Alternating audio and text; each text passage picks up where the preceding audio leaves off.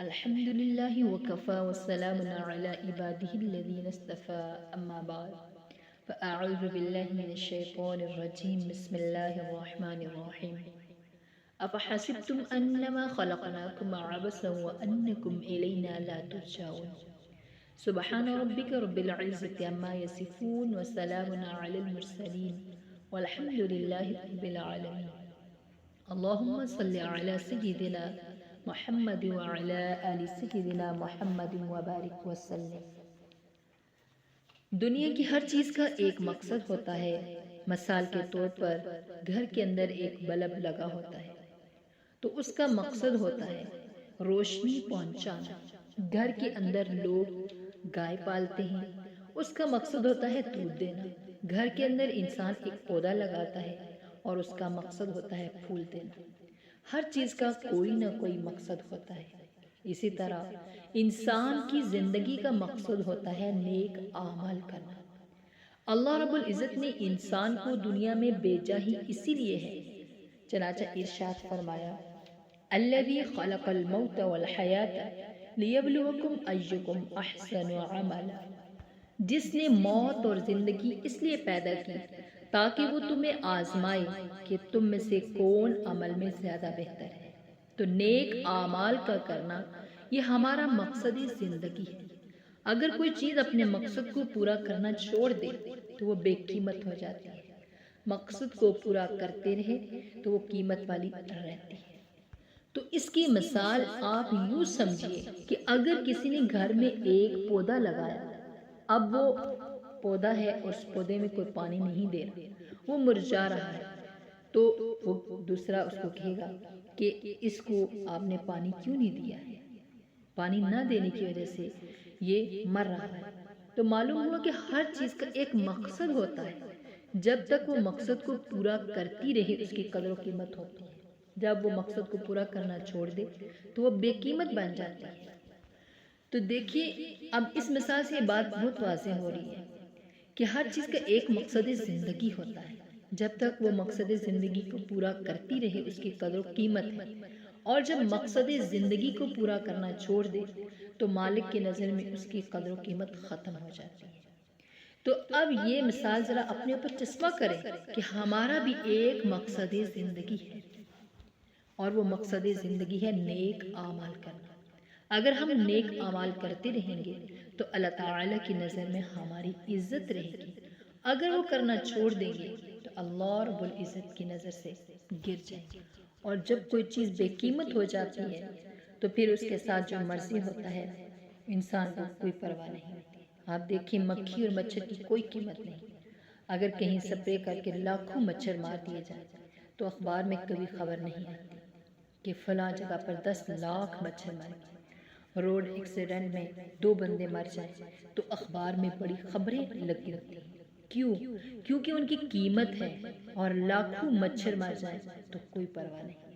جب انسان بھی مقصد زندگی پورا کرنا چھوڑ دیتا ہے یہ اللہ کی نظر میں مکھی اور مچھر کے برابر ہو جاتا ہے۔ پھر اس کو لوگ ذلیل کریں تو اللہ کو پرواہ نہیں ہوتی، پھر اس کو تکلیف پہنچے تو اللہ کو پرواہ نہیں ہوتی۔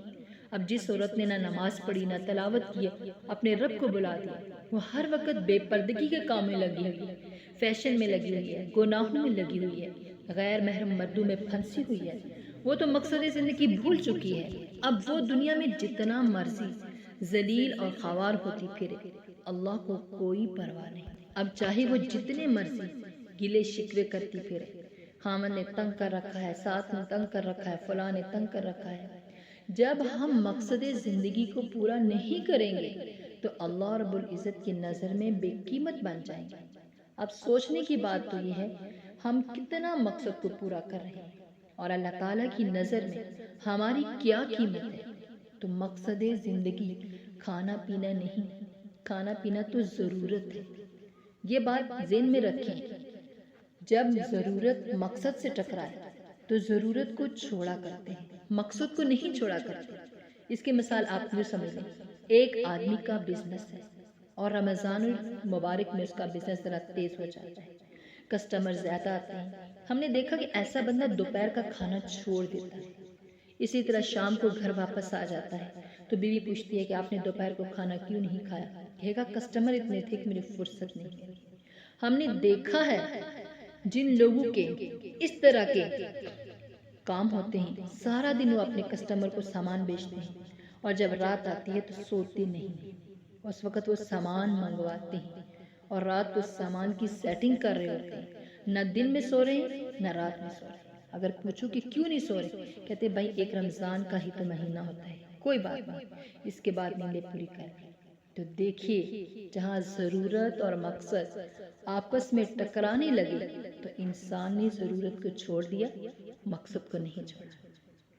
کسی بندے کا سیزن اگر بزنس میں تیز ہو تو اس کو کوئی دوست بلائے، جی میرے بیٹے کی شادی میں، صاف جواب ملے گا ہم نے گھر میں اپنے بچوں کو دیکھا ہے کہ جب امتحان کا وقت آتا ہے تو ادھر ادھر اپنے سارے مسئلے سمیٹ دیتے ہیں، پڑھنے میں لگے رہتے ہیں، نیند بھی کم کر دیتے، گپے بھی نہیں مار رہے ہوتے، آرام سے بیٹھے پڑھ رہے ہوتے ہیں۔ ان کی پتہ ہوتا ہے کہ اب میں نے امتحان میں لکھنا ہے، اس میں اچھے نمبر لینے ہیں۔